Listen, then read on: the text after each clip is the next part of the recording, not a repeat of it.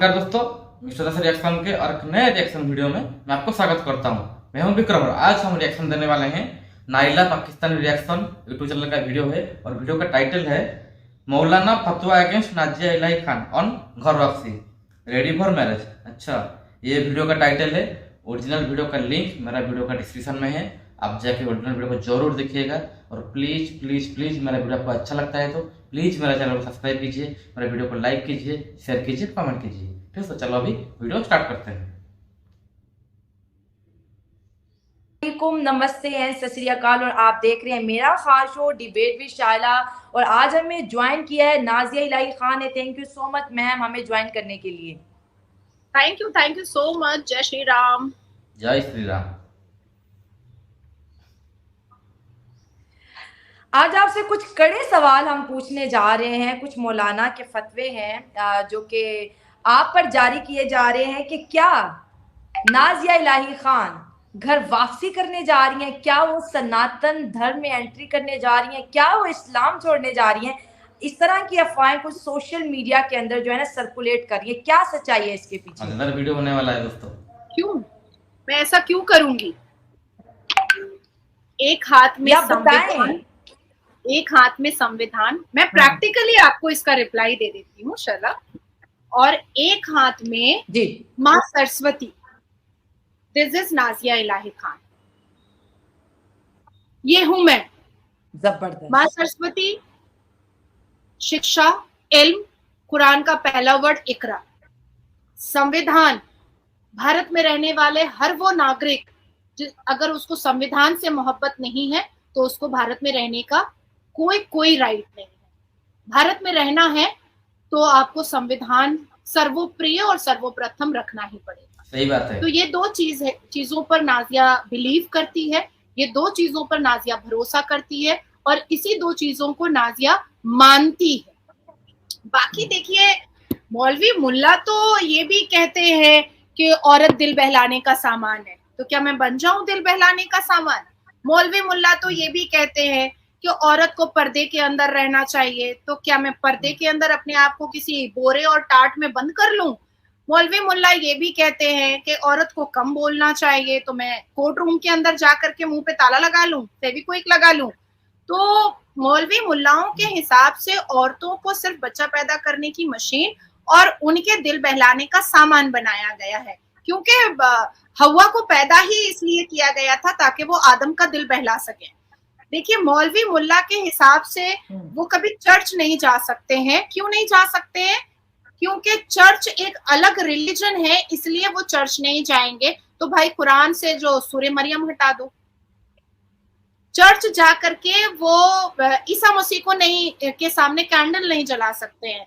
तो भाई प्रॉफिट में नाम जो ईसा मसीह का है कुरान में, उसमें उसको भी हटा दो। तो ये खुद कंफ्यूज डाउट है। अच्छा, जो कुरान में भी क्या लिखा हुआ है क्या, जो प्रॉफिट मोहम्मद सब ईसा मसीह को भी एक प्रॉफिट मानते हैं क्या? मेरे को पता नहीं है, मैं हिंदू रिलीजन से हूँ, मेरा पता नहीं है। आपको किसको पता है तो थोड़ा मेरे को कंफर्म कर दीजिए, नहीं तो ऐसा वीडियो कुछ है तो मेरे को सजेशन कीजिएगा, मैं देखना चाहता हूँ। ये मेरा डाउट है। इनको खुद नहीं पता है इन मौलवी मुल्लाओं को कि इनको करना क्या है, इसलिए ये दूसरों पर टिप्पणियां करते रहते हैं। और पाकिस्तान के मुसलमान मौलवी मुल्ला हो या हिंदुस्तान के मुसलमान मौलवी मुल्ला हो, इनमें अंतर बहुत ज्यादा नहीं है। फर्क सिर्फ इतना है कि वहां पर मस्जिदों में बम चलाया जा सकता है पाकिस्तान में बहुत आसानी से। 12 साल 13 साल की लड़कियों का निकाह करवा दिया जाता है बड़ी आसानी से। यहाँ नहीं करवाया जाता है क्योंकि यहाँ पर कानून बहुत सख्त है और 9 साल में कानून को और भी ज्यादा सख्त करने की बातचीत चल रही है। क्योंकि हम जैसी लड़कियां, मुसलमान लड़कियां सामने आकर के कहते हैं कि हमको खेत मत बोलो, हम इंसान हैं, हमारे ऊपर एग्रीमेंट मत करो, हमारा कॉन्ट्रैक्ट मत करो, क्योंकि हम इंसान हैं। तो सच बोलने से उन तमाम मौलवी मुल्लाओं को मेरी बात बुरी लगती है जिन्होंने अब तक एक जमाने से लेकर अब तक मुसलमान कौम को मिसलीड किया है, मिसगाइड किया है, गलत चीजें समझाई हैं। अब आप सोचो ना कि मेन स्ट्रीम मीडिया पर बैठ करके मुसलमान मर्द हाथ उठा करके, हाथ जोड़ करके 72 वर्जिन हूर की दुआ मांगते हैं। कितने ठरकी मुल्ला हैं ये लोग जो हाथ उठा करके औरत के शिक्षा के लिए दुआ नहीं करते हैं, औरत की उन्नति के लिए दुआ नहीं करते, मुसलमान औरतों की तालीम के लिए दुआ नहीं करते, मुसलमान औरतों के सक्सेस के लिए दुआ नहीं करते, 72 वर्जिन हूर जन्नत में मिल जाए इसकी दुआ करते हैं। आप सोचो कितने कितने ठरकबाज दिमाग के मौलवी मुल्ला है ये लोग। ये जो घर वापसी की जो बात है ना, ये इनका इल्यूजन है, ये इनका ख्वाब है, ये इनका सपना है। मैं 30 पारा पढ़ी हूँ, मैंने 30 पारे को मुकम्मल बामायने पढ़ा है, समझ बूझ कर पढ़ा है। मैं कुरान के पहले वर्ड इकरा को मानती हूँ, मैं सूरह अन-निसा के लिखे हुए जेंडर इक्वालिटी को मानती हूँ। मैं क्योंकि प्रॉफिट मोहम्मद सल्लल्लाहु अलैहि वसल्लम ने पहली शादी यहूदी से की थी, तो इसलिए मैं उन तमाम धर्मों को रिस्पेक्ट करती हूँ जो लकुम दीनकुम वलिय दीन बोलता है। तो घर वापसी की तो ऐसी कोई बात ही नहीं है। लेकिन हाँ, मैंने हमेशा एक बात बहुत सीना चौड़ा करके और सर उठा करके मैंने जरूर कहा है, जो मैं आज फिर शैला आपके सामने कह देना चाहती हूँ कि मैं एक विधवा हूँ और मेरे पास एक बच्चा है। लेकिन अगर जिंदगी में मैंने कभी भी दोबारा शादी के बारे में अगर कभी मैं सोचती हूँ, तो मेरी पसंद, पहली पसंद या तो आर्मी होगी और या तो फिर सनातनी होगा, क्योंकि उनको क्या ऐलान कर रही हैं, अब तो लाइनें लग जाएंगी कमेंट बॉक्स में। क्योंकि मुझे सिंदूर और 7 फेरे का जो विश्वास उनके दिल में होता है ना, और जो मतलब जो रिस्पेक्ट उनके दिल में होता है ना, वो मैंने मुसलमान मर्दों में नहीं देखा है, बिल्कुल नहीं देखा है। एक व्यक्ति अगर 20 साल की उम्र में भी सनातनी लड़का शादी करता है शैला, तो वो जब तक मरता नहीं है वो अपनी बीवी के साथ ही रहता है। ये बात तो सही है। मतलब 7 फेरा मतलब 7 जन्म, 7 वचन। तो अब तुम सोचो ना कि यहाँ तो 7 दिन का पता नहीं होता है कि 7 दिन में तलाक दे देगा ना क्या कर देगा, और यहाँ 7 फेरे के साथ साथ 7 जन्म और 7 वचन की बात कही जा रही है। और 110% सनातनी मर्दों को, क्योंकि मैं 82% हिंदुओं के भीड़ में मैं रहती हूँ और बचपन से लेकर के उम्र के 32 साल तक मैं रह रही हूँ, तो मुझे पता है कि भाई यहाँ डिवोर्स नहीं होता है, नहीं छोड़ते हैं ये अपनी बीवी को। ये वाकई में 7 फेरे के साथ 7 वचन के साथ साथ 7 जन्म। यहाँ पे मैं भी हिंदू का रिलीजन से हूँ, 99.9% नहीं होता है वो। देखो ऐसा भी है कि ऐसा एक लड़की भी है, वो ऐसा बात बोलती है कि उसके पास कोई लड़का नहीं रह सकता है, लड़का भी ऐसा है कि उसके पास कोई लड़की नहीं रह सकता है, ठीक है। लेकिन वो तो वो जो डिवोर्स होता है वो तो हमारा कॉन्स्टिट्यूशन के सामने, संविधान के हिसाब से जैसा रूल्स है, रेगुलेशन है, उसी के प्रोसेस है, उसी के हिसाब से होता है। लेकिन 99.9% डिवोर्स कभी भी नहीं होता है। झगड़ा हुआ तो आप आपस में जो सुझा के आराम से वो सब कर लेते हैं, डिवोर्स नहीं होता है। कि ऐसा नहीं है कि तलाक तलाक तलाक बोल के 3 तलाक दे देते हैं, थोड़ा तुम आज सब्जी खराब बना मैं तुमको तलाक देता हूँ, अब तुम बाहर गए थे घूमने के लिए मैं तुमको तलाक देता हूँ, ऐसा नहीं होता है। ये बात तो सही है, सबको मानना पड़ेगा, ये 100% सही है, सबको मानना ही पड़ेगा। तुम्हारा मुसलमानों में ये कमी है। चलो आगे बढ़ते हैं। हम भी साथ में रहते हैं और बहुत ज्यादा महिलाओं को रिस्पेक्ट देते हैं और अपनी बीवी को एक अलग प्रायोरिटी देते हैं, एक अलग वैल्यू देते हैं। तो मुझे देख करके लगता है कि यार सच में आप देखो ना, कितनी औरतें इसरो में जब मोदी जी मिलने के लिए गए थे तो वैज्ञानिक साइंटिस्ट है औरतें, और कितनी नॉर्मल साड़ी पहनी हुई, सिंदूर लगाई हुई, बिंदी लगाई हुई। अब आप सोचो कि उनके हस्बैंड उनके लिए कितने प्रोटेक्टिव है, कितनी प्रायोरिटी दे रहे हैं कि वो 40-42 दिन वो इसरो की टीम के साथ बैठी रह गई, लेकिन उनके माथे पर सिंदूर था। अगर ये मुसलमान मर्द की बेटी होती या बीवी होती तो तलाक का चिट्ठा इसरो के ऑफिस में ही आ जाता कि तू 40 दिन से कहाँ क्या कर रही है, क्या रंगरेलियां मचा रही है। तो इनको एजुकेशन का वैल्यू है सनातनी को, इनको राष्ट्र से अगर महिला को मोहब्बत है तो ये और भी उसको प्रोवोक करते हैं। इनको भारत माता से मोहब्बत होती है मुझे तो ये और भी प्रोवोक करते हैं।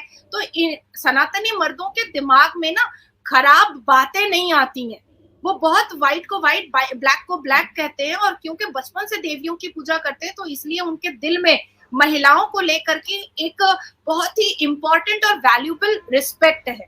तो ये चीज मैं बिल्कुल बोलती हूँ और मैंने आपको भी। लेकिन तब भी एक सनातनी के रिश्ते में आने के बावजूद भी मैं अपना इस्लाम धर्म नहीं छोड़ूंगी।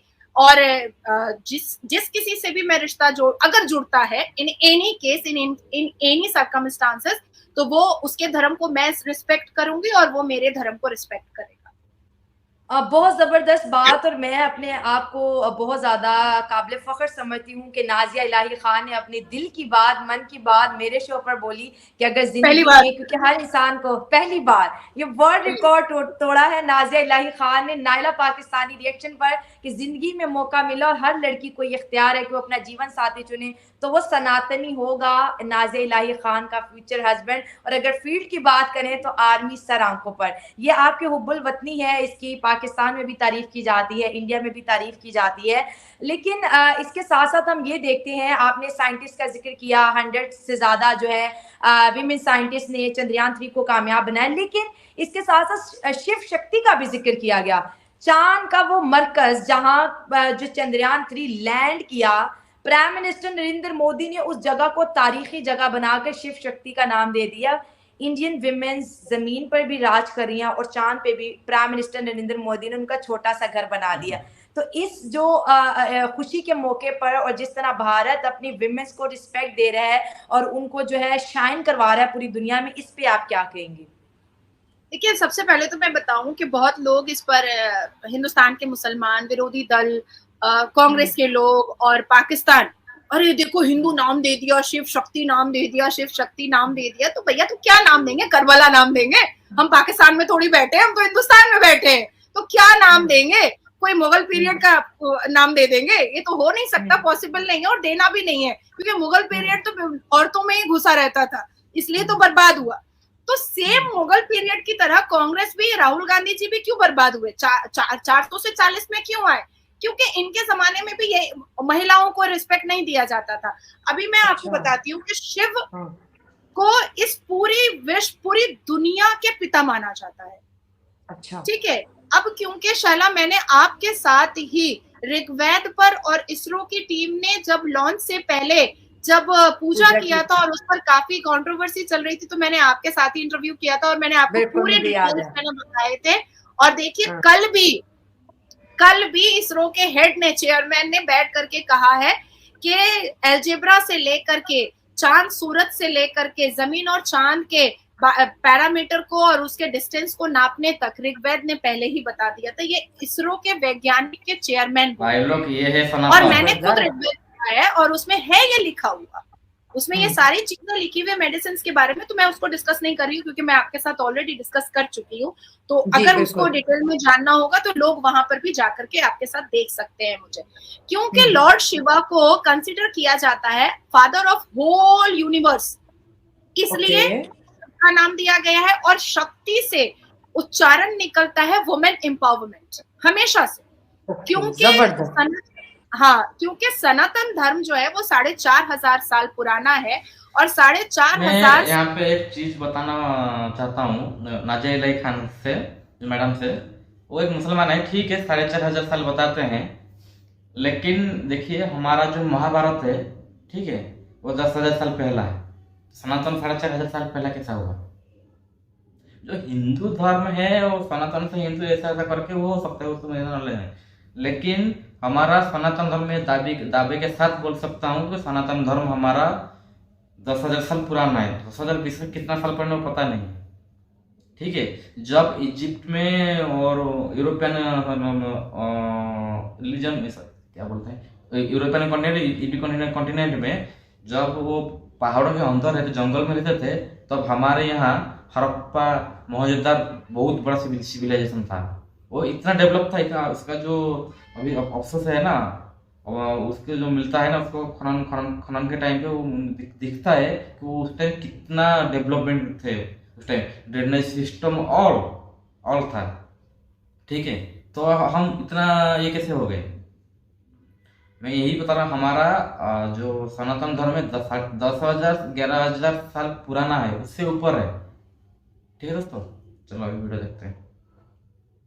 साल पहले से हिंदू धर्म हमेशा से, सनातन धर्म हमेशा से महिलाओं को देवी स्वरूप देखा, हमेशा से।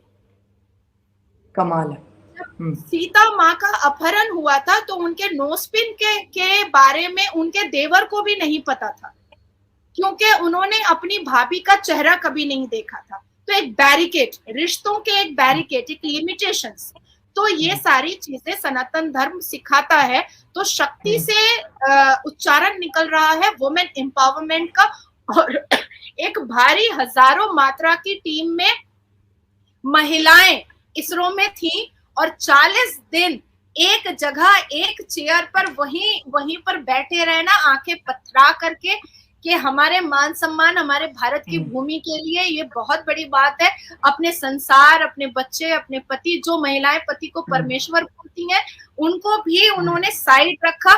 क्यों? क्योंकि भारत के लिए उन्होंने अपने 40 दिन सिर्फ और सिर्फ भारत को उन्होंने वक्फ किया। तो इसलिए शिव शक्ति का नाम दिया गया, जहां पर शिव को बहुत सम्मान दिया गया और वुमेन्स एम्पावरमेंट को बहुत सम्मान दिया गया।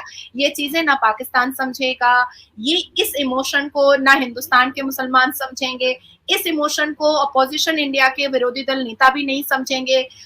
इस इमोशन को वही लोग समझ सकते हैं जो महिलाओं को रिस्पेक्ट देते हैं, जो महिलाओं को बहुत ज्यादा मान सम्मान और प्रायोरिटी देते हैं, जो महिलाओं के, जो देवियों के चरणों पर फूल चढ़ाते हैं, जो धर्म महिलाओं को गॉडेस बोलता है, ये वही समझ सकता है। इसके अलावा मुसलमान तो बिल्कुल नहीं समझ सकता है, कभी भी जिंदगी में भी नहीं समझ सकता है।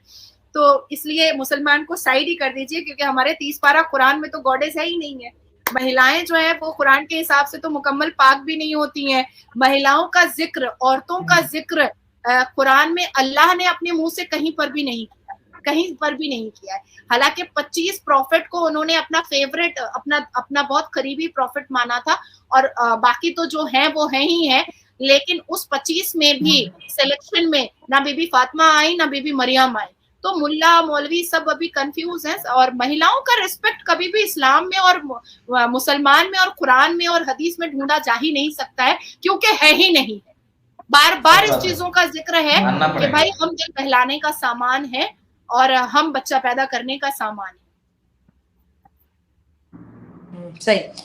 आपने चंद्रयान की 3 की बात की, उसकी कामयाबी की बात की, अपना एक्सपीरियंस हमारे साथ शेयर किया। लेकिन भारत के कुछ मुसलमान जिनकी वीडियो मैंने देखी, उन्होंने कहा कि ये चंद्रयान 3 करने की क्या ज़रूरत थी। प्राइम मिनिस्टर नरेंद्र मोदी मुल्क का विकास करते, कोई काम करते, हमें रोज़गार देते, तो हम जो है नंबर 1 पे आए या नंबर 2 पे आए, हमें इससे कोई लेना देने, हम इस प्रोजेक्ट से नाखुश हैं, विकास करते। तो आप ऐसे मुसलमान जो कि इतनी बड़ी अचीवमेंट को भी जो है ना इनकार कर रहे हैं और कह रहे हैं कि विकास पे काम नहीं हो रहा, ये सरकार बिल्कुल भी काम नहीं कर रही है, तो क्या कहेंगे आप इस पे?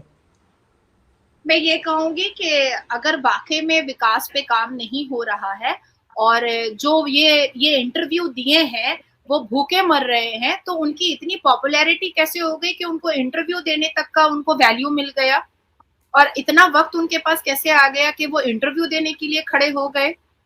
देखिए, फ्रीडम ऑफ स्पीच हिंदुस्तान में दिया गया है, बहुत सारे गधेड़ों की फौज और जाहिलों की फौज यहाँ पर चल रही है। मैंने बार बार शैला आप लोगों से ये बात कही है कि कष्ट मत कीजिए, अजमल कसब मत भेजिए, या अजमल कसब का कोई डबल गैंगर भी भेजने की जरूरत नहीं है। हमारे हिंदुस्तान में हम खदेड़ रहे हैं, ऐसे ऐसे लोगों को खदेड़ रहे हैं। मैं आज सुबह का मैं आपको एक बहुत जबरदस्त हिट न्यूज में देती हूँ। मैं उस वक्त लाइव पे ही थी।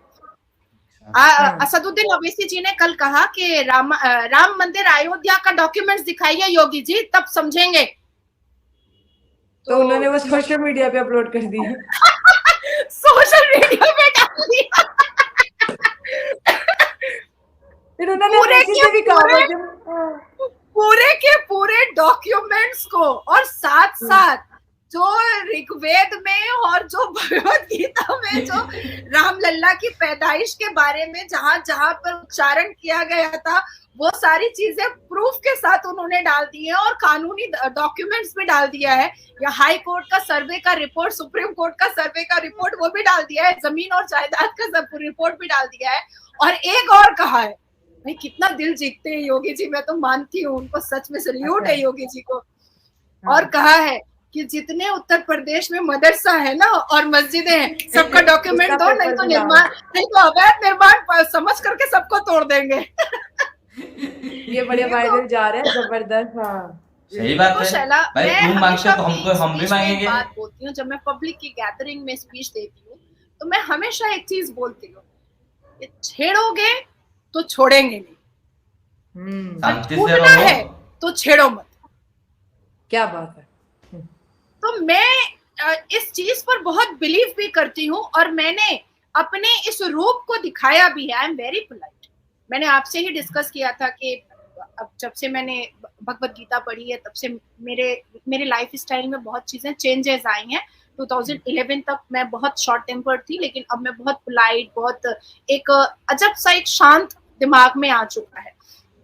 इवन मैं इस्कॉन टेम्पल भी विजिट करती हूँ, ताकि वहां पर जो भक्त होते हैं वो बहुत खूबसूरत बातें बताते हैं, जिंदगी के लक्ष्य के बारे में बताते हैं, जिंदगी महत्वपूर्ण कब बहुत होती है, तो ह्यूमन मैनकाइंड क्या होता है। तो वो 2 घंटे का बहुत अर्ली मॉर्निंग होता है, सुबह 4 बजे से वहां पर क्लासेस स्टार्ट होते हैं, तो 2 घंटे की क्लास होती है। लेकिन इतना ज्यादा आपको खूबसूरत जिंदगी को करके बताया जाता है कि जिंदगी पैदा होना ही बहुत बड़ी बात नहीं है, या किस धर्म के किस घर में हम पैदा हो रहे हैं ये बड़ी बात नहीं है। हम अपनी जिंदगी में कितने सारे कर्तव्य कर रहे हैं, कितने सारे रिस्पॉन्सिबिलिटीज को हम पूरा कर रहे हैं, और साथ साथ हमसे कितने लोगों का फायदा हो रहा है, हमारे समाज को, हमारे एक्वेंटेंस को, हमारे सोशल को, हमारे भारत को। ये बहुत बड़ी बात है। हमारे माता पिता को, हमारे रिलेटिव्स को, ये बहुत बड़ी बात है। तो ये मैंने वहां से सीखते सीखते मेरी लाइफ थोड़ी सी चेंज हुई। तो मैं आपसे ये कह रही थी कि ये जितने लोग ये सारी बातें करते हैं ना, चांद पे जाने की क्या जरूरत थी, इनको ऐसा लग रहा है कि भारत इतनी तरक्की कर रहा है, इतनी तरक्की कर रहा है कि अब महिलाएं तो बाहर निकल कर आ ही गई हैं। मुस्लिम महिलाएं 67.2% मुस्लिम महिलाओं ने यूसीसी को वोट कर दिया है। लाओ लाओ यूसीसी लाओ, यूसीसी लाओ। अब ये सोच रहे हैं कि जिन लड़कों को, नौजवान छोटे बच्चों को मदरसे में हम 72 वर्जिन गुरुओं का लालच दे करके कंट्रोल करके रख रहे थे, कन्वर्शन करवा रहे थे, लव जिहाद करवा रहे थे, अब तो ये भी कहेंगे कि भाई भारत तो चांद पे जा रहा है, हम मदरसा में क्यों पढ़ेंगे और साग भात क्यों खाएंगे, हम भी क्यों नहीं स्मार्ट होएंगे, हम भी क्यों नहीं साइंटिस्ट बनेंगे, हम भी क्यों नहीं इंजीनियर बनेंगे, हम भी क्यों नहीं डॉक्टर बनेंगे, हम भी क्यों नहीं पूरी दुनिया में छाएंगे, हमें भी क्यों नहीं बहुत सराहा जाएगा, लोग हमको भी सुनना पसंद करेंगे। तो ये उनके दिमाग में चीजें आ रही हैं कि कहीं ना कहीं उनके हाथ से जो है ना सारी चीजें फिसलती हुई रेत की तरह नजर आ रही है कि भाई जब मदरसे में बच्चा ही नहीं रहेगा तो हम फितरा और ज़कात मांगेंगे किससे, और फितरा ज़कात लेकर के इन बच्चों की तकदीर को, इन बच्चों की जिंदगी को बर्बाद करके हम अपने बच्चों को अमेरिका लंदन की पढ़ाई कैसे करवाएंगे। सही कह रही है। तो ये साजिश है ना मौलवी मुल्लाओं का, ये इनको खत्म होता हुआ दिखाई दे रहा है। होना चाहिए। ये हमारे भारत के प्रधानमंत्री ने क्या कहा कि मुसलमान कम्युनिटी और मुसलमान रिलीजन में सबसे पहले अल्लाह है और उसके बाद इल्म है। तो मैं कहता हूँ कि अल्लाह को मानो लेकिन इल्म को भी मानो। सही बात है, एजुकेशन बहुत जरूरी है। एक हाथ में कुरान ले लो, दूसरे हाथ में कंप्यूटर ले लो। फायदा तो ये चीजें जो है ना, ये मुस्लिम कम्युनिटी की सारी औरतें तो बिल्कुल पॉजिटिव हो चुकी हैं, वो तो दौड़ रही हैं। भाई मोदी जी ने जो किया है, अब हम हज पे अकेले जा सकते हैं, हमको कोई तलाक नहीं दे सकता है, हमसे कोई 4 शादी नहीं कर सकता है, हमसे कोई निकाह मुत्ता नहीं कर सकता है, हमको कोई बच्चा पैदा करने की मशीन नहीं बना सकता है, हमको कोई सेक्स टॉय नहीं बना सकता है। तो अब तो इतना मतलब इतनी सारी पॉसिबिलिटीज हो चुकी है, कानून इतने सख्त हो चुके हैं, संविधान इतना सख्त हो चुका है कि मुस्लिम महिलाएं अपने आप को झांसी की रानी समझने लगी है कि भैया आपको आइडेंटिफिकेशन हो गई है, आओ देख लेंगे। अभी तो ये नहीं कहा जाता है तुम तलाक दोगे, रुको योगी जी को बुलाती हूँ। अच्छा शादी करोगे, रुको मोदी जी को बुलाती हूँ, एक चिट्ठी लिखती हूँ। तो अभी ये हो गया है। अब मौलवी मुल्ला परेशान हो रहे हैं कि मेरा जो एक सो कॉल्ड का जो एक इज्जत था, जो लोग मेरे से 501 रुपया दे करके मेरा मुंह का बदबू दिलवाते थे, फूफू मिठाई में करवाते थे, वो सब नहीं होएगा। तो ये सारी चीजें जो है ना, ये खत्म होता हुआ दिखाई दे रहा है। अब मजार में चादर देखो हम मजार में जाकर के 1000 रुपए का चादर चढ़ते हैं। कुरान कह रहा है कि वर्शिप जो है वो गुनाह है, वो सिन है। अब लोगों को ये चीज समझ में आ रही है कि भाई मजार में हम 1000 रुपए का चादर चढ़ाएंगे और कुरान तो कह रहा है कि ये गुनाह है मजार में जाकर के माथा टेकना, तो इट्स बेटर कि हम 1000 रुपए किसी गरीब को देंगे तो वो बच्चा पढ़ लेगा 10 दिन, उसका बुक आ जाएगा, उसकी किताबें आ जाएंगी। तो ये थॉट प्रोसेस कहाँ से आ रहा है? ये सनातन धर्म से आ रहा है ये थॉट प्रोसेस। ये हम कैसे आगे बढ़ा पा रहे हैं? हमने कहाँ से सीखा? हालांकि मैंने भी तो वही कुरान पढ़ा था, लेकिन जब मैंने भगवत गीता पढ़ा, हनुमान चालीसा पढ़ा, रामायण पढ़ा, ऋग्वेद पढ़ा, तब मुझे लगा कि भैया मैं जो ये मौलवी को दे रही हूँ 501 रुपए उसका मुंह का बदबू मिठाई में डालने के लिए, इट्स बेटर कि मैं ये 501 रुपए मैं किसी गरीब बच्चे को दूंगी तो उसकी 2 किताबें आ जाएंगी। मैं मजार में चादर चढ़ाने के लिए 1000 रुपए दूंगी, वो मैं किसी गरीब विधवा को दूंगी, किसी मुसलमान लड़की को दूंगी तो उसकी 4 किताबें आ जाएंगी, वो थोड़ा आगे पढ़ लेगी। तो ये जो प्रोसेस आगे बढ़ते जा रहा है, इससे हिंदुस्तान में मौलवी मुल्लाओं को तकलीफ हो रही है। और मुझे जहां तक आइडिया है, और अभी जो मैंने दिल्ली का सिनेरियो देखा, मुझसे तो कुछ ज्यादा तकलीफ पाकिस्तान में भी हो गई है मुसलमानों को, और हिंदुस्तान के मौलवी मुल्ला तो खैर मुझसे खफा रहते ही हैं। मैं कह रही हूँ फतवे की बातें चल रही हैं, लेकिन आपने बड़ा क्लियर कर दिया कि मैं रहूंगी मुसलमान, लेकिन सनातन धर्म की तरफ आपका जो खिंचाव है, आपकी जो अटेंशन है, इंटरेस्ट है, वो ज्यादा है, और आपको राइट है अपनी जिंदगी अपनी मन मर्जी के मुताबिक जीने का। दोस्तों ये थी आज की वीडियो, और यहाँ पे खत्म हो गया है। मैं यही बात बताना चाहूँगा, जो नाजिया मैम ने ना, वो पूरा खुलकर बोलती हैं। उनका भी इंटरव्यू में, इंडिया में भी जो रोड पे जो इंटरव्यू लेते हैं, जो छोटा मोटा न्यूज़ चैनल है, वहाँ पे भी वो बहुत खोल के बोलते हैं, बहुत खोल के बोलते हैं, किसी डरते नहीं है। कौन मेरे वो ऐसा बोलते हैं, कौन मेरे ऊपर फतवा लगाएगा, ये मुल्ला, ये जो भी है। लेकिन वो एक मुस्लिम औरत होके मैं यही चीज़ बताऊंगा, जितना भी हमारा इंडिया में मुसलमान है तो लड़की है, थोड़ा आप लोग थोड़ा जागो। हमारा नाजिया मैम ने जैसे जागा है, सबको बोलते हैं सच्चाई जो है वो समझो, ठीक है। बहुत इंटरव्यू जो इनका जो कॉन्वर्सेशन था दोनों का, वो बहुत अच्छा लगा। और अब एक चीज़ और बताऊंगा, साइला मैम जो है पाकिस्तान का, नाइला पाकिस्तान चैनल का जो ओनर है, साइला जी, आपको अच्छा है, आप तो मेरे को पता है, मैं पहले भी आपका रिएक्शन देखा हूँ। आप तो थोड़ा, आपको तो हिंदू लड़के पसंद है, तो आप कहीं पे भी एक हिंदू लड़के को देख के आप शादी कर लीजिए, आप भी बच जाएंगे, बच्चा पैदा करने वाला मशीन नहीं रहेंगे, ठीक है दोस्तों। एक मजाक था, वीडियो बहुत अच्छा था। और नाजिया खान जी तो क्या, वो जब बोलते हैं ना पाकिस्तान के खिलाफ, जब बोलने के लिए आता है तो इतना अच्छे से पेलते हैं, इतना अच्छे से पेलते हैं कि उनको सोच जाता है, उनका मुंह पर इतना छोटा हो जाता है। वो क्या करेंगे, इंटरव्यू में बुलाए तो कुछ बोल नहीं सकते। ठीक है दोस्तों, वीडियो बहुत अच्छा था, और वीडियो आपको कैसा लगा प्लीज मेरे कमेंट करके बताइएगा। और मेरा वीडियो आपको अच्छा लगा तो प्लीज मेरे वीडियो को लाइक कीजिए, शेयर कीजिए, कमेंट कीजिए, और प्लीज मेरा channel please please please subscribe कीजिए। ठीक है, तो चलो अभी ये वाला वीडियो यहीं पे वाइंड अप करते हैं, और आपके साथ मिल रहा होगा और एक नया रिएक्शन वीडियो में। तब तक के लिए जय हिंद, जय भारत, जय जगन्नाथ।